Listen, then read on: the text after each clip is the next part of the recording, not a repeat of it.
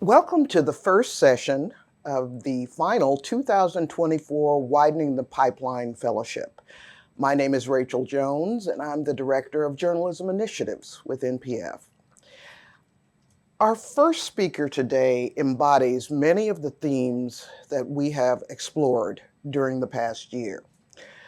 Lori Montenegro is the Washington Bureau Chief for Telemundo, a company that she has worked for the past 22 years. Is that correct? More than 22 years. She has covered a wide range of national and international topics, as well as the White House and Capitol Hill.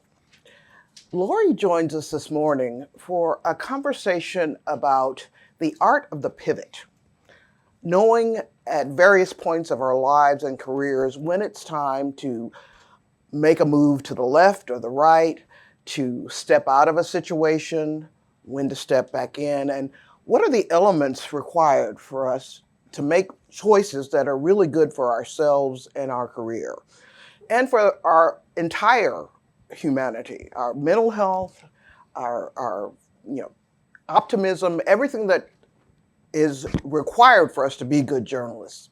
So it's been my pleasure to get to know Lori in a prep conversation. Actually, I first met you sitting next to you at an AARP breakfast. We didn't have time to eat, we were talking so much. So welcome to Widening the Pipeline, Lori. We are thrilled to have you here. Thank you so much. I'm very happy to be here. I always say that these conversations are a welcome break from the day-to-day that sometimes tends to drown us, and we forget to live. And so for me, being a part of this is living. Great. One of the key themes that we always explore in all of our conversations is the issue of lived experience, how our lives and our families and our backgrounds really affect our work as journalists. So I'm going to ask you to start there, Lori. Give us your lived experience and bring us up to where you decided you wanted to be a journalist. Well, first off, I'm Cuban. I was born in Cuba, but I came very small. I was just a few months old, and my parents settled in Miami, Florida with all the other Cubans. The good news is I'm not from Havana. I'm from Santiago de Cuba, the prettiest city in all of Cuba, in la provincia de Oriente. And so, my parents are two people who never really finished school. And I did not have a reference of somebody in my family going to college. I didn't even think I was going to college until my mom basically one day said, here's these papers. It was a Pell Grant. I don't know how she figured out what a Pell Grant was. She didn't speak English, but she figured it out. She was a woman with a lot of vision. And so I went to Miami-Dade Community College. And when I got there, at that time, it wasn't not like now that you guys pretty much know what you want and it's all online. No, they had racks with papers. And I went eeny, meeny, miny, mo. That it was between criminal justice and journalism. It was broadcast. And it ended up on broadcast. So I always say that broadcast journalism chose me. I did not choose it.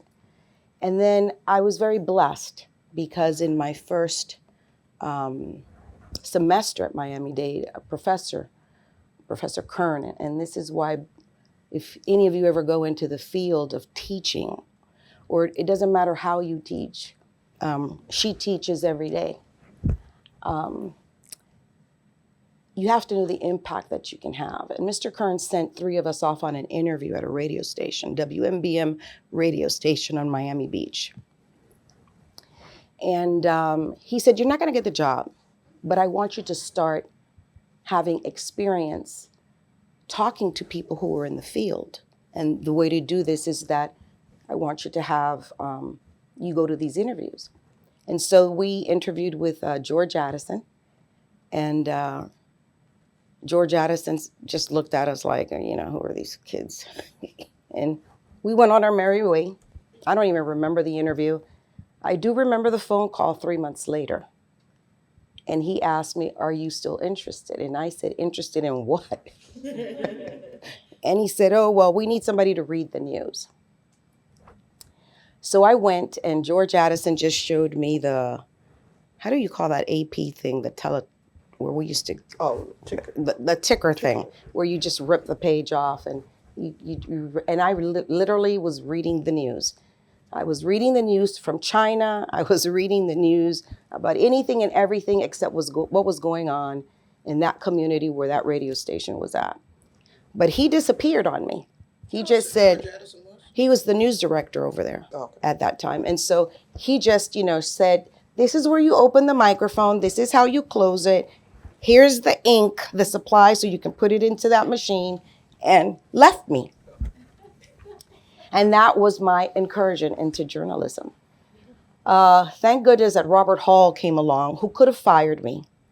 And he did not. He chose to train the ones that were there. And from there, I went off to WNWS Radio, was an all-news radio station. And I was there for a few months, and then I got a call from WQBA Radio, which is Spanish. And at that time, I thought I spoke Spanish. But what drove me to that, to be daring, and that was the first pivot. That's where the first pivot started. 2 years into this adventure, my parents, one day I said to my mom, "Ay, mami, did you hear me? Me escuchaste? Did you hear me?" And she said, "Yes, but I didn't understand half of what you said."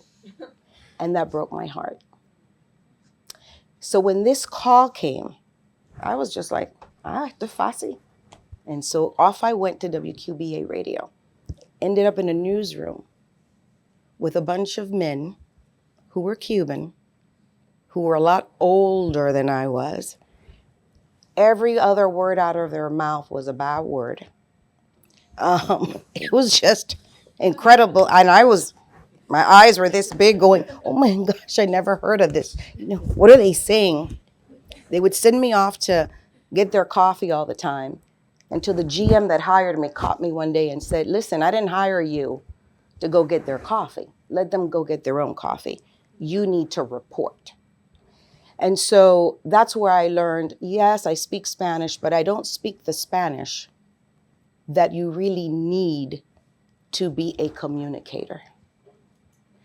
And so, for example, one of the things that happened to me was the police had gone to a house. They had a search warrant, and they had gone in. And I was there reporting, everything that they were, and I couldn't find a way to say, allanaron la propiedad. And so I just basically said in Spanish, le metieron patadas a la puerta. Okay, so they kicked the door. They just kept kicking the door. In Spanish, that is so incorrect to say that way. And so that was when I got back to the station, one of the little old men looked at me and said, "We're going to have classes every day at 5:00. But you know what? I think, and I wonder, I think back to those moments and go, how is it that these people didn't fire me? Okay, because that was just crazy. They had someone who had no reporting experience, but I just believed that I could do it. And that's a big part of pivoting. And so I continued my career. I went to San Diego. I came here to Washington, and I came back to my home, which is Telemundo. So the second pivot was really going from radio to TV.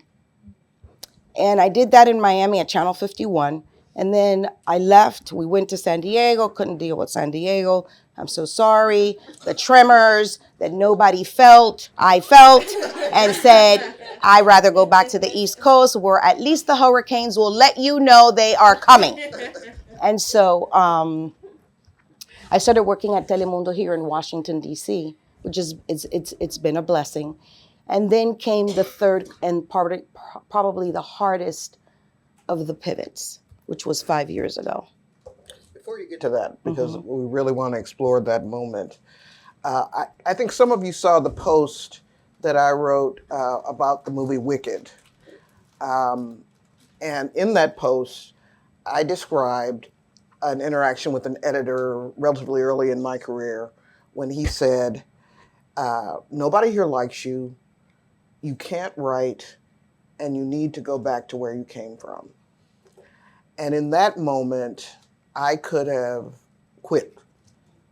I could have said, I can't subject myself to that level of abuse and disrespect and whatever.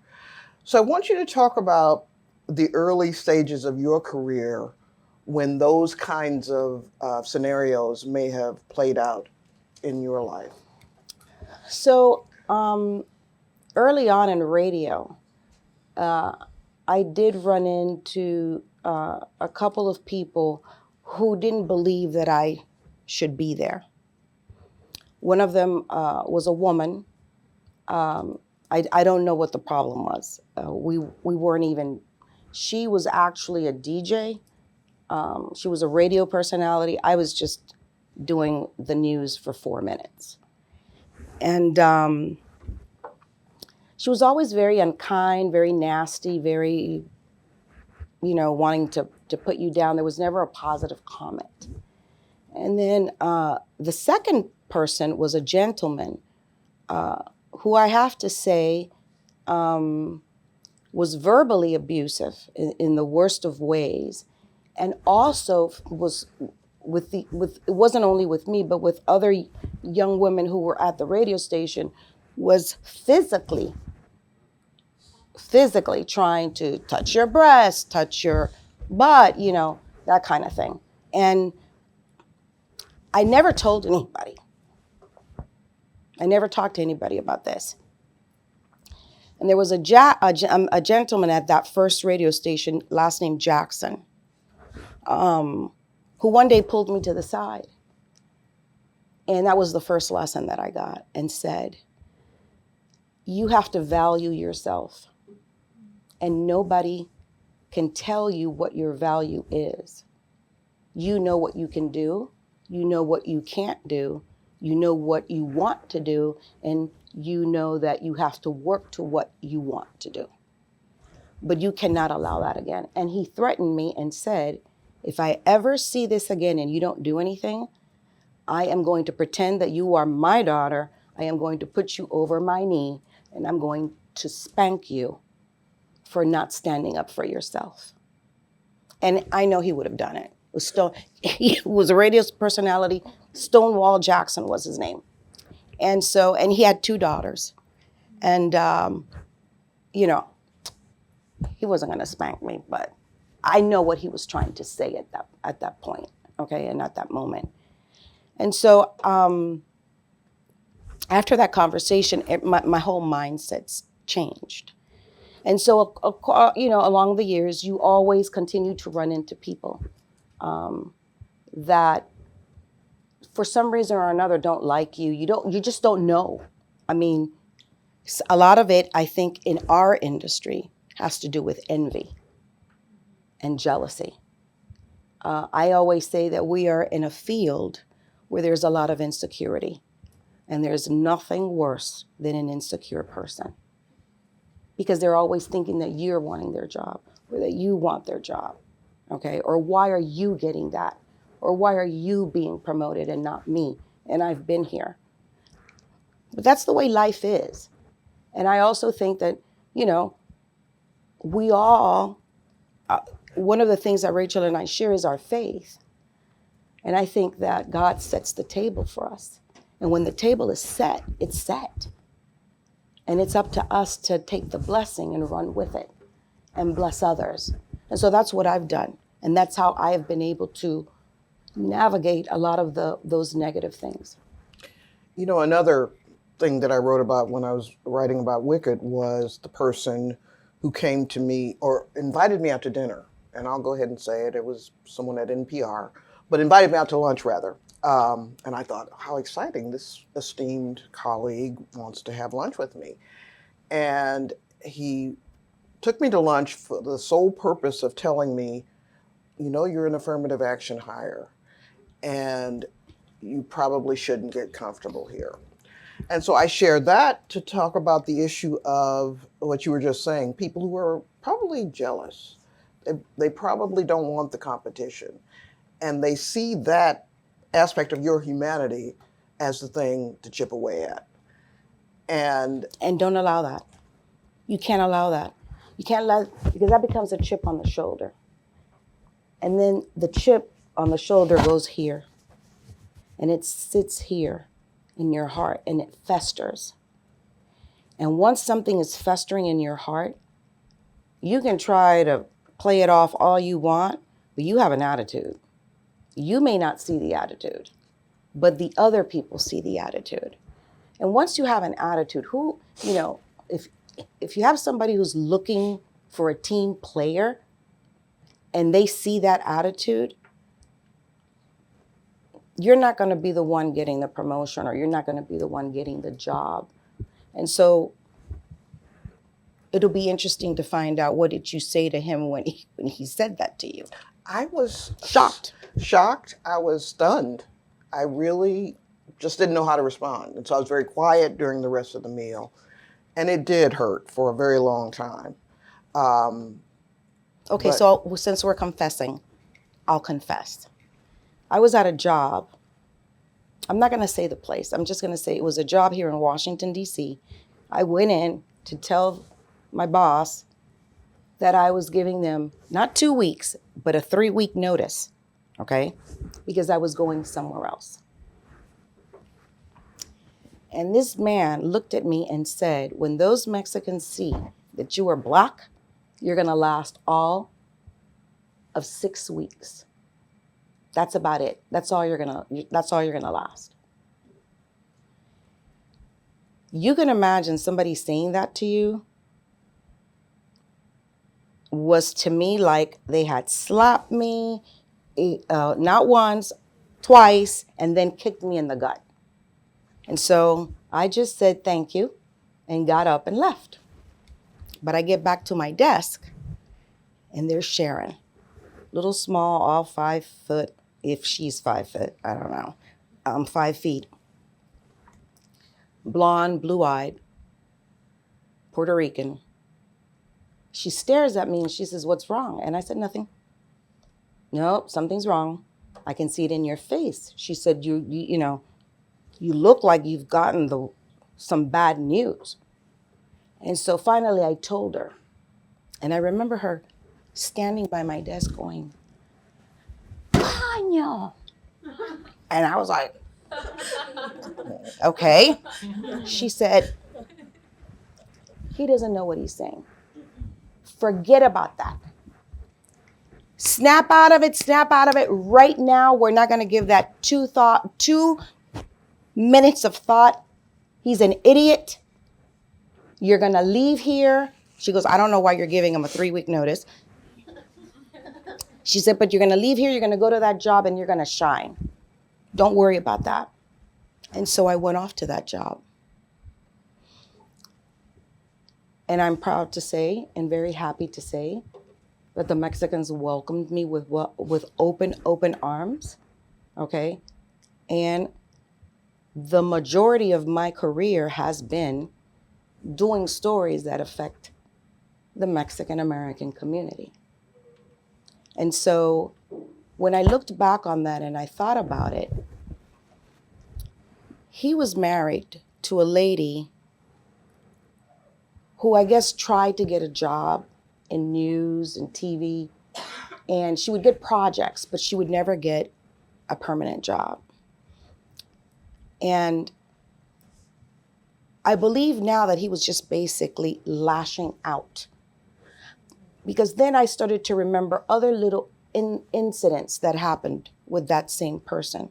Like when I was on the set, if I was presenting a story, he would always come by and look at you and say something about, "Oh, maybe you shouldn't have worn that today," or, "Oh, I saw the show. It could have, I would have done this," that kind of stuff. And so I realized that it was a campaign. I just was so focused on what I was doing, I wasn't really putting a lot of weight on his words until he said what he said about the color of my skin and how somebody was going to react. And that was a very hurtful moment. It was also a moment where at that time, I had to start talking to my son about the color of his skin and what that meant in this society and how he had to be careful. Strategies.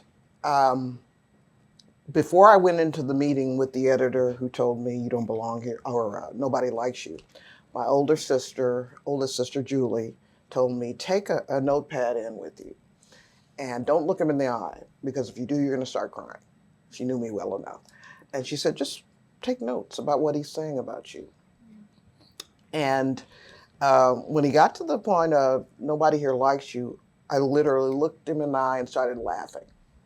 Because at that point in my life, I was the hostess with the mostess of the Night Ritter Washington Bureau. And everybody came to my apartment for dinner parties. And so it became so clear he was lying. He was saying that to tear me down. And something that you said earlier today, Kayla, about the chess game. I want to give the people in this program the strategies to be able to say, that's what you're doing. And there's nothing more powerful, I hope you'll agree with me, than having someone lob something like that at you and having it bounce off your shoulder. It made him madder in that moment. And I'm sure you've had those experiences as well. I've had them, and I think they realize, I have actually had bosses who have tried to, ¿cómo se dice? Cuquearte. I don't want to say the word, it's not trick, but kind of like provoke you. They're trying to provoke you. They're jabbing you. They're jabbing you. And I know that they're jabbing me, and I do the same thing. I laugh. I learned that when I was little, I would just look at people and kind of just keep going. Not saying that it doesn't hurt. I'm not saying that. I'm not, but I'm not going to give you the satisfaction. And so, one of the things that I did at one point, I remember somebody calling and saying something to the effect. I said, "Oh, how are you?" And they said, "Well, how do you think I am?" I know where they were going. Because a lot of times we know where they're going. And all I said was, "Oh, hold on." And I called the other person's name and I said, "So-and-so is calling you. What number can I transfer this call to?" And let it go at that. Sometimes the best thing is just not even confronted directly. Some things are just not worth talking about. Some things you just have to let it roll. But you have to be clear what you're letting roll. Some things you can't. But you can't be in the fight all the time. Some people, and you have to be careful who you're listening to. Please be careful who you're taking advice from. Be careful who you're talking to in the workplace. You have to be very careful. My mom always used to tell me, you see faces, you don't see hearts.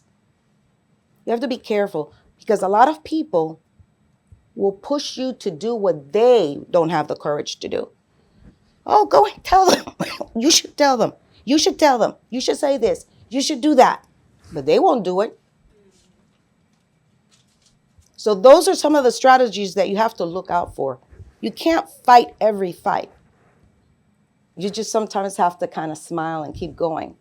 And a lot of times they know when, let me just let this go because this person is not going to fall into my trap. They know. They can tell from your face. They can tell from the way you react. They can tell from the way you carry yourself. I tell the interns all the time, if you're working in broadcast, honey, everything has a microphone. You got to look at everything everything has a microphone. You may not have a microphone here, but that camera has a microphone. Listen, there are just things and conversations that you don't need to be having with anybody. And people will know that you mean business when you don't engage. And what do I mean by engaging? I mean, you're sitting in a group and everybody's talking and you're saying, but please don't even do this. Don't even do that. Because once you make a gesture, you have now engaged and you may be validating what people are saying. You just need to, I'm the one that always goes to the bathroom. I must be the most goingest to the bathroom person ever. Because I'm always like, oh, I got to run to the bathroom. Oh, I'll be back. Oh, I got to get a thing of water. Oh, I just don't, I learned very early on, don't engage, don't get caught up in any of that. Because a lot of that starts to also play tricks with the mind. And you don't, you need to have, you need to always be focused on growth. Don't have a poor mentality. You don't want to have a poor person's mentality. When I say poor person, I'm not talking about economics. I am talking about how you view yourself. Coming from a position of lack. Exactly. Anyone who feels like I don't have enough, so I'm going to pull you down with me, or and so forth. So, you always have to, those are the strategy also is that you have to have a mind of, I am going to grow. I can grow. I'm going to be here in 5 years. I'm going to be here in 10 years. I'm going to do this. I can see me doing it. If you can see yourself doing it, and it sounds very cliche, but the fact is that I've proven it. If we can see ourselves in that position and doing that job, you can do it. You just got to prepare, because in life, everything is about preparing. Surrounding yourself with the people who can help you prepare and take you to the next step. I want to amplify something you just said when you said you're not going to accept just anything from anybody. You have to know how to stand up for yourself. But one of the best pieces of career advice I ever got was from the late, great Robert Magruder, who was the managing editor of the Detroit Free Press. And he's actually the first person who made me take myself seriously by giving me a raise. And I thought, wow, but he said, pick which hill you want to die on. Retain the ability to fight till the end. And if you got to die or quit or step back or whatever, then you do it. But be very strategic about which one is worth that level of energy. Which one is that level of energy? And also sometimes when things get hard and they get difficult, I always feel that might be just the sign of life trying to tell you that you can do more and you need to start pushing yourself to do something else. Because I think we get comfortable. And as you get older, I don't know what it is that we start to be afraid. Does anybody in this room know what I'm talking about? Yeah.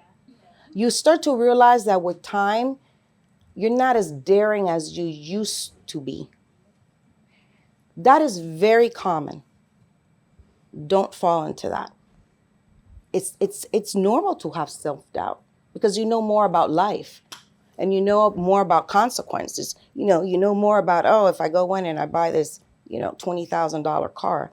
There's no car now that costs $20,000. But anyway, it's just wishful thinking on my part. But girl, I remember cars when they were $5,000. So that's how old I am. But you know what I'm saying? I mean, if you go in and you buy a $100,000 car, you know what the payment's going to be, right? And so it's like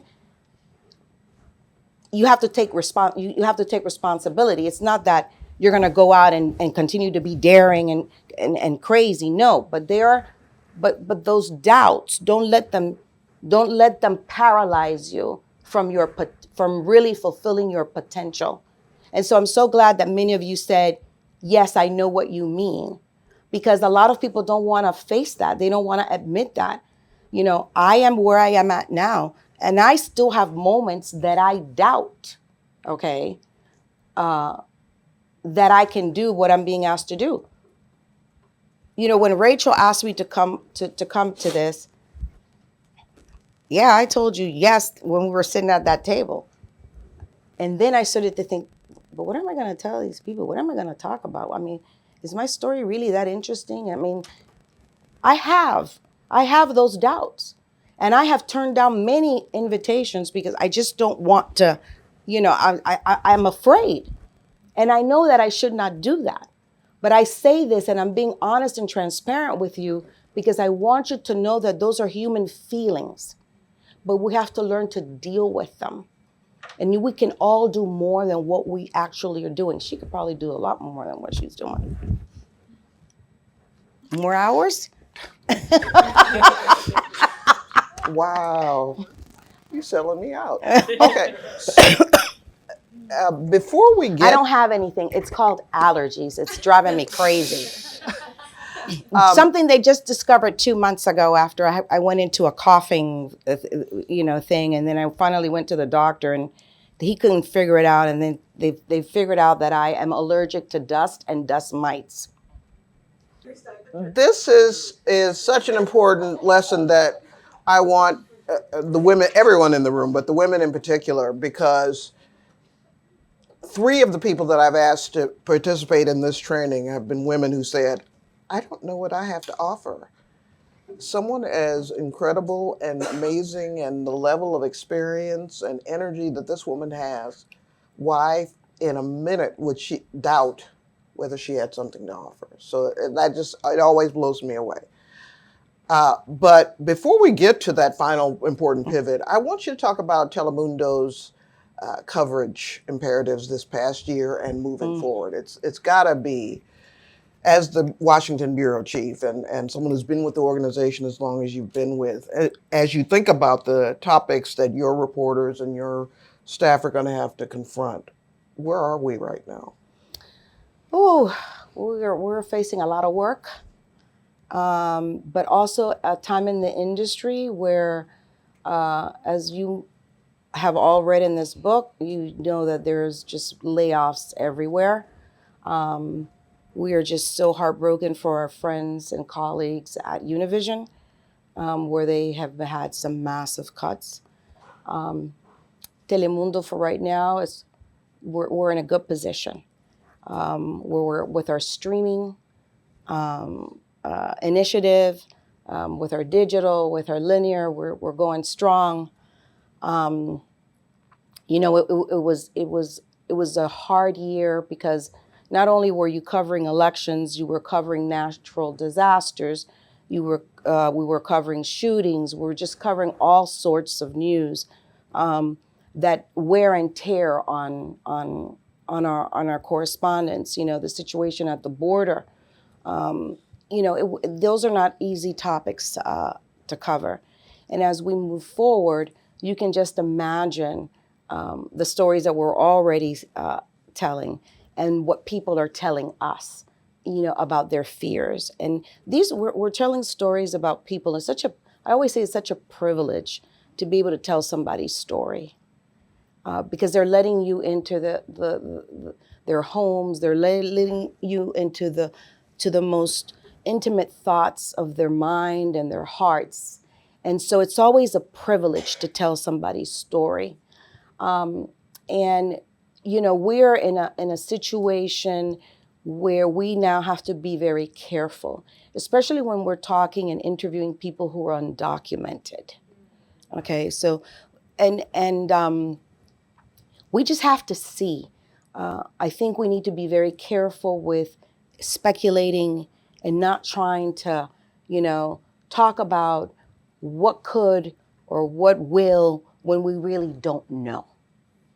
And so our role really, and a lot of people, I find this hilarious because they think that, especially when you are working for outlets that are not what we call mainstream media, they think that some of our work is being activist, but we're not being activist. Part of a role of the media, and I think this is just from the time, God created Earth, there have been people who communicate. Communication is education. Education is power. Power in a democracy has to be with the people. It doesn't have to be with anybody else. It is with the people. And so you have to educate people. And so we're at this situation now where we also have to be very, careful of what we're saying to people. And I'm going to give you a clear example. So somebody comes knocking to your door. Do we tell them to open the door? Or do we tell them, don't open the door, don't be mindful of the law? Those are some of the questions that are being asked. And I answer the question this way. We live in a state that is a rule of law. And so when you come to my door and I'm going to borrow it. You come to me and you just show me this paper through the little peephole. The law says that you have the right to ask for them to put this under the door before I open the door. And I can actually read it and see that it's what you are saying is written there, that there's a seal on it that, is that being activist? Is that being activist journalism?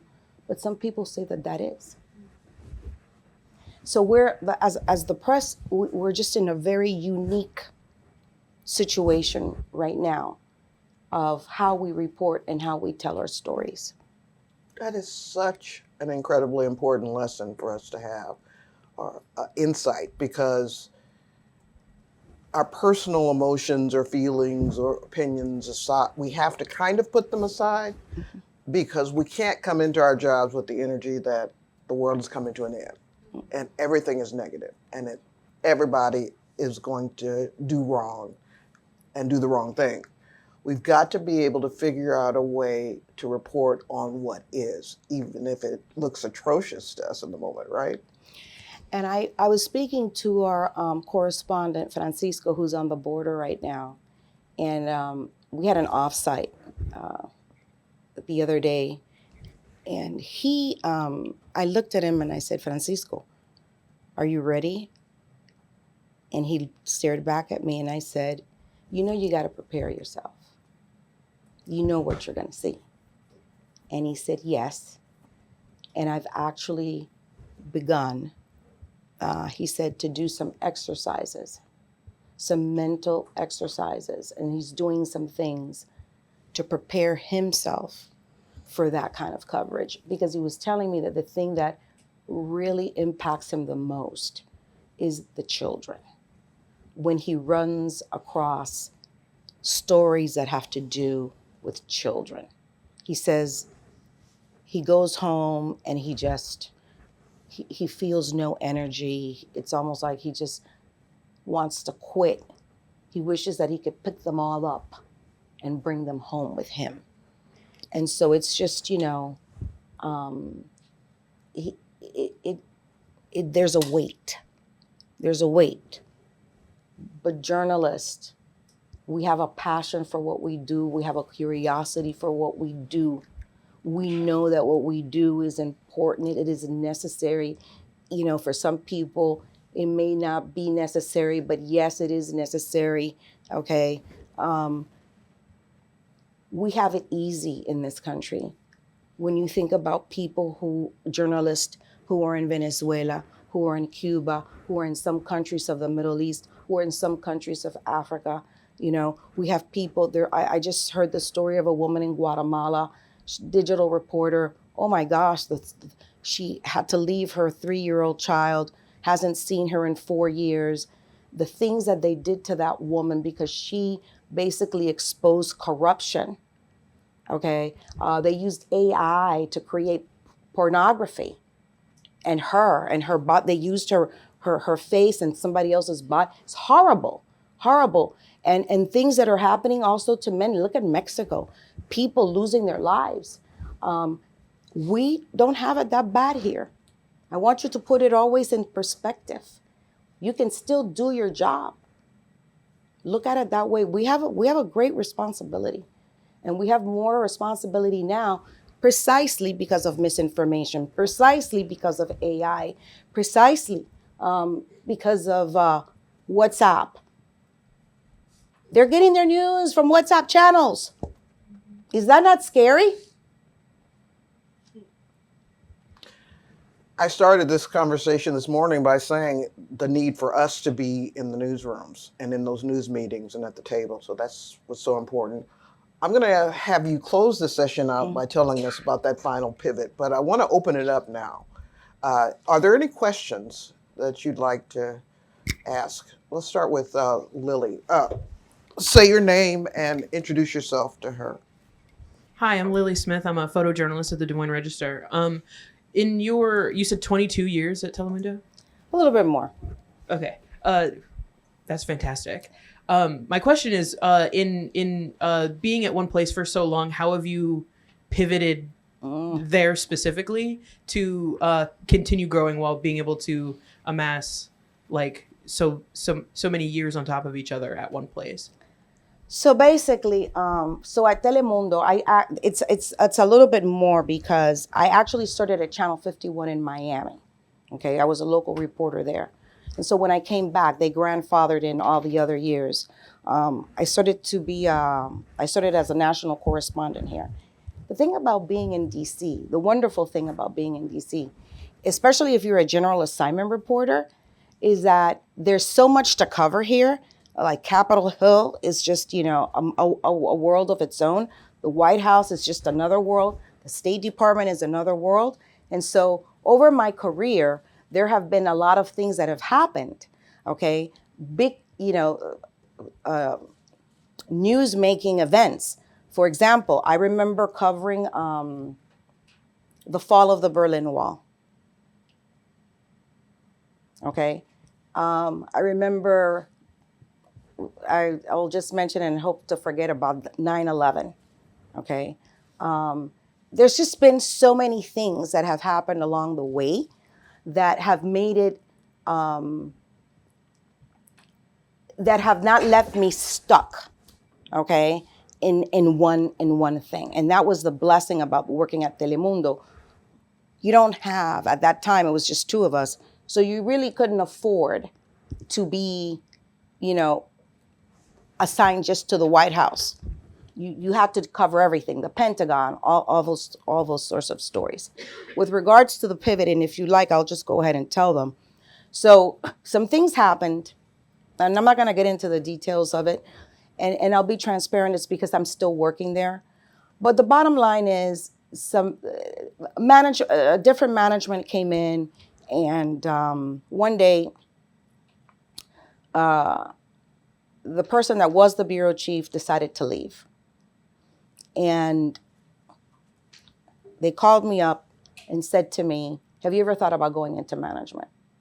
Well, of course not. As a matter of fact, what I was thinking, and I almost had it written out, was my resignation letter. There's a couple of people that I spoke to who told me I had to buck up and put on my big girl underwear and see it through. And they said, why are you going to quit? You don't even know how the story's going to end. You perceive something, but it could be something else. And so when they said, I said, management?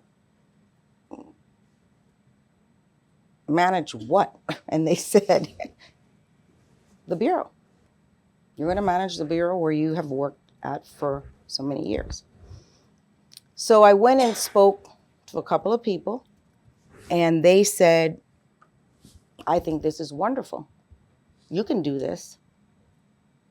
They're going to support you. Go and do it. Why do you think you can't do it? And you're going to take all your life experience and you're going to put it to work there. And the bureau is going to run the way that you have always thought it should run. And you're going to treat those people that you are now going to supervise the way that they want to be treated, the way that you would have wanted to have been treated. And so that's where the pivot, that's been the most important pivot that I've had to make. Because once you go from somebody being your colleague to now you supervising them, that's a whole different ball game. Very different ball game. Because now you have to start putting parameters. People have to start, understanding that because we're friends, that doesn't mean that, you're going to come in at noon. And there's a little bit more thing, but that's like the simplest example that I can give you. I hope I answered your question. Pastor, Hello, thank you so much for sharing all of your insights. I really appreciate it. A little bit similar to Your name. Oh, Nusrat with the Detroit Free Press. Sorry about that. So I wanted to ask something related to what Lily was talking about. I think I'm at a paper and I have, an editor who is great. And I like the leadership at my paper, and I can see myself there for a while and building and growing. But something that I've been experiencing is like the feeling of like being stagnant and like not feeling like I'm just kind of stuck. I'm wondering if you can share advice, since you have been, with your agency for several years, how do you combat that feeling of like stagnancy and like feeling stuck, and how do you push through and advocate for yourself? Because sometimes, in my paper, it kind of sometimes does feel like being like a small fish in like a big pond, and sometimes I'm like, look, my beat is so small, etc. I'm not making an impact. So I'm wondering if you can share some advice about combating that and like continuing to grow at a place where you do see a future. So number one, you are not a small fish in a pond. From here on out, I never want to hear you say that again. You are a hammer, not a nail. So that's the first thing. Let's change that mind thought, okay? We would have to have a longer conversation for me to know why is it that you're feeling stagnant. But what I would start to say to you is, what is the relationship with that editor? And have you vocalized and expressed to that person or someone else what other things you can bring to the table? What other projects would you like to work on? Okay. Where do you see yourself in 5 years? Sometimes we have to look for allies within our organization. Maybe there's somebody in another department that you get along with, and that maybe you can sit down and say, what would it take for me to, make that lateral move to your department? And why am I interested in going into that department? So sometimes it's just a lot of conversation, creating allies. And if you are feeling stagnant, which I'll hang out for a few minutes just to find out why you feel that way. Maybe it's you yourself on the inside telling, your subconscious is telling you it's time to move. You have to make that step. Sometimes it's up to us to vocalize and say, what is it that we want to do? Where we want to be. I often think of the quote from Fannie Lou Hamer, I just got sick and tired of being sick and tired. For me, and I tell people it happened when I turned 50, I just got tired of always dimming my own light and always sort of saying, oh, well, maybe someday I'll be, or deflecting praise and all of the coping mechanisms that I had developed throughout my life and career. And I just got fed up with it. So, any other questions? Let's go to Fernanda and then Caroline. Hi, my name's Fernanda Figueroa. I'm with the Associated Press, and this might be like a little bit more personal question, but I just recently started doing videos in Spanish, and it's my first language, but it's very different when you're doing it in video. So I'm just kind of curious how I heard my speaking voice, and I didn't realize that I also had a speaking voice when I speak Spanish the same way I do in English, and it just threw me off. But I'm curious for you, how your relationship with the Spanish language has changed both personally and professionally over the years. Bueno, no puedo hablar como cubana. Oye, niño! I can't do that. Over the years, I think what helped me a lot was to read in Spanish and read out loud para afinar el oído. Okay, so that's one of the things that I would recommend for you to do, is to read out loud, because a lot of times I think we kind of think that we sound bad, okay, or we don't sound normal, but it's because we're not used to hearing ourselves, okay. And so the more you read, vas a pulir el español, which I think is probably what you're hoping to do. You're trying to polish the Spanish, okay, to communicate. And so read a lot of newspapers in particular.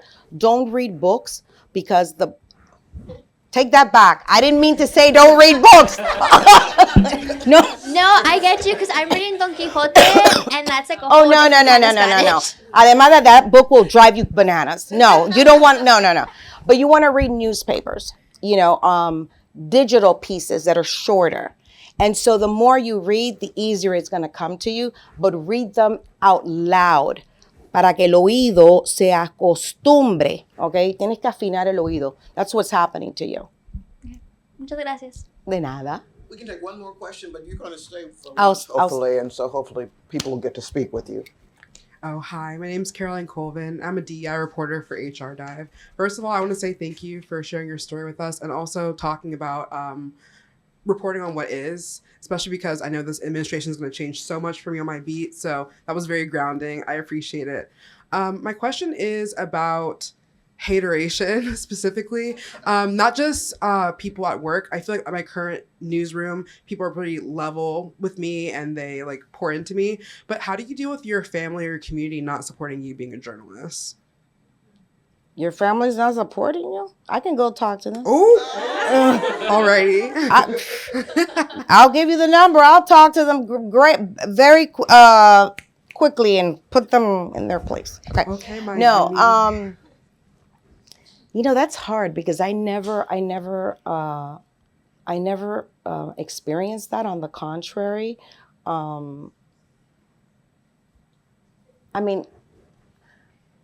forget about journalism. I think it's about supporting someone's dream and desires. And so it's almost like they're not even respecting or believing in your talent. How do you deal with that?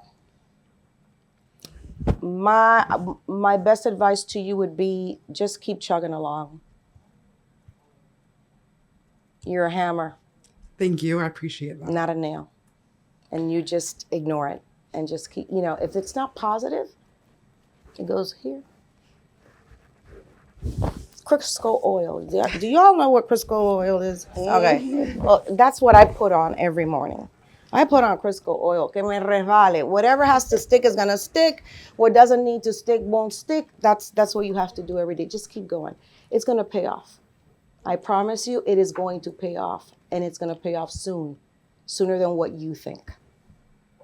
I could not have envisioned or imagined or made up a better start to this program Don't than do this that to me. conversation with you. Do not do that to me. I'm one of Montenegro. those people that doesn't take anything that they give me. She knows it. The second time I spent time with her, and I was like, I want to be her best friend for the rest of my life. We are. We're already best friends. Lori Montenegro, Bureau Chief for Telemundo, thank you so much for coming and sharing thank you your for life having and me. experiences with Widening the Pipeline. Let's show her our appreciation. Thank you. I hope if there's just one person here that is left encouraged, then I have done my job. I feel satisfied. So she's told me a lot about this group, and she's just had wonderful things to say about you all. And she believes in each and every one of you. And she believes that we will be hearing from many of you in much bigger spaces.